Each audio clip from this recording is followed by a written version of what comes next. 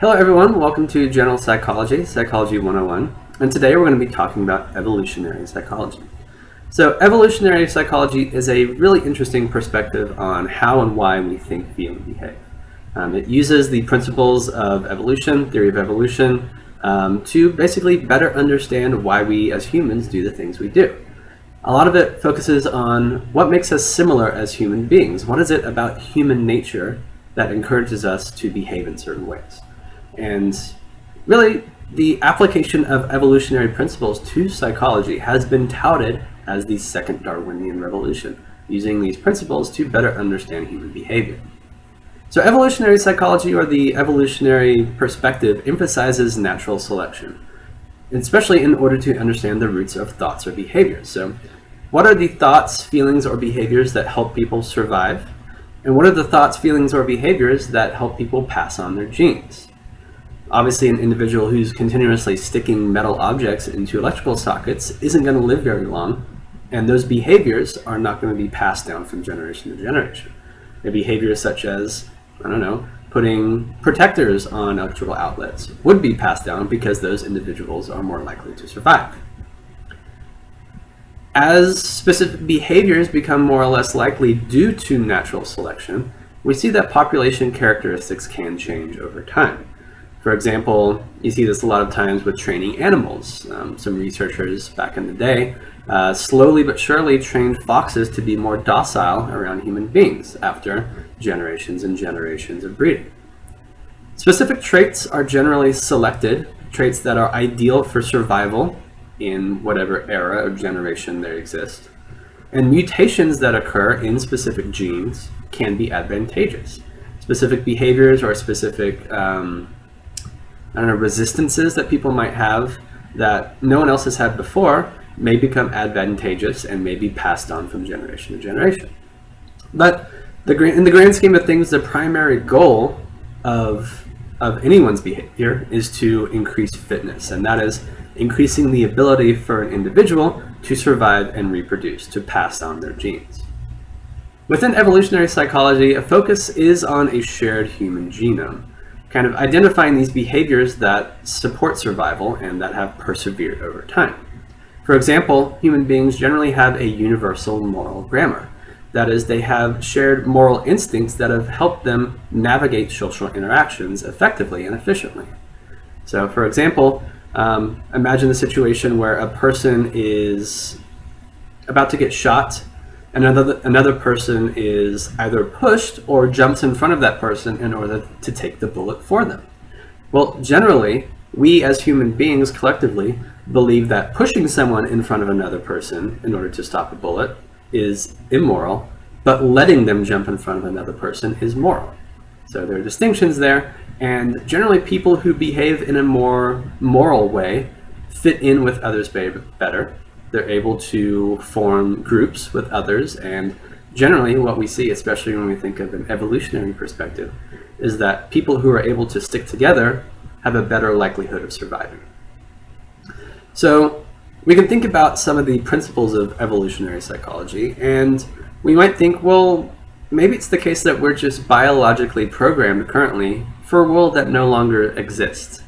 So if you think about diets and consumption of food, well, we as human beings are biologically programmed to love the taste of fattening foods, so sweets and other fatty foods such as, for example, potato chips. But we no longer live in a world where we need to eat as much sweets and fats as possible to survive.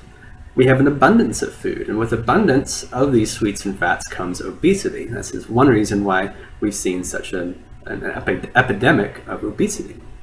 So if it's the case that we're biologically programmed for a world that no longer exists, why do we still need to pay attention to evolutionary psychology? Well, we do see that some aspects of human nature and evolutionary goals and motivations do still apply to the real world. And we still see that people behave in ways that coincide with these evolutionary principles.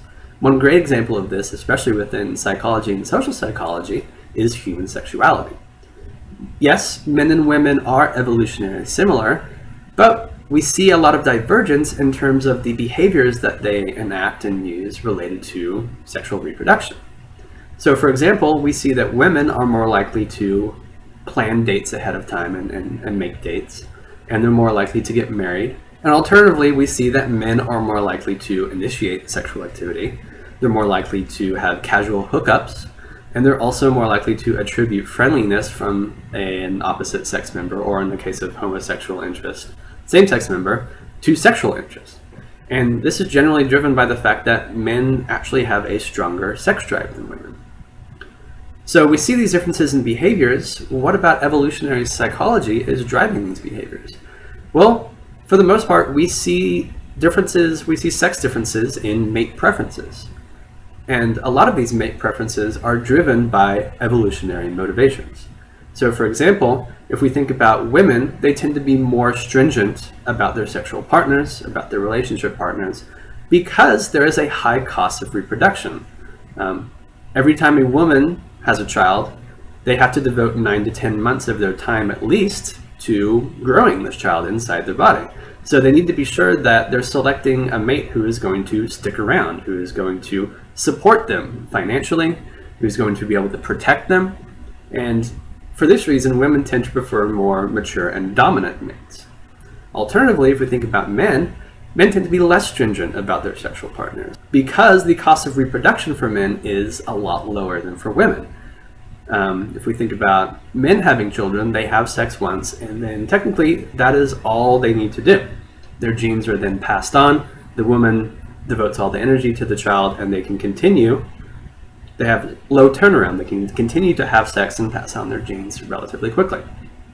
For this reason, men tend to look for sexual partners who have a high likelihood of being able to pass on their genes. So they look for genetically superior mates. And this oftentimes pans out in terms of beauty. We see that beauty, especially facial symmetry, for example, is an indicator of genetic superiority. So men tend to prefer women who are genetically superior and tend to be extremely fertile. So younger women, for example. So this is, when we think about it, an evolutionary motivation for differences in sexual preferences.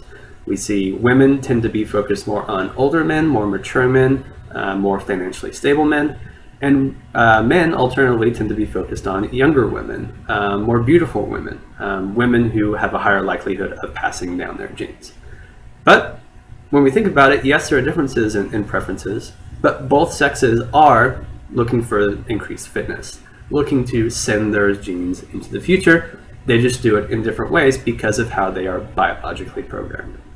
So that's all for today. Thank you for your time and attention, and I will see you next time. Bye.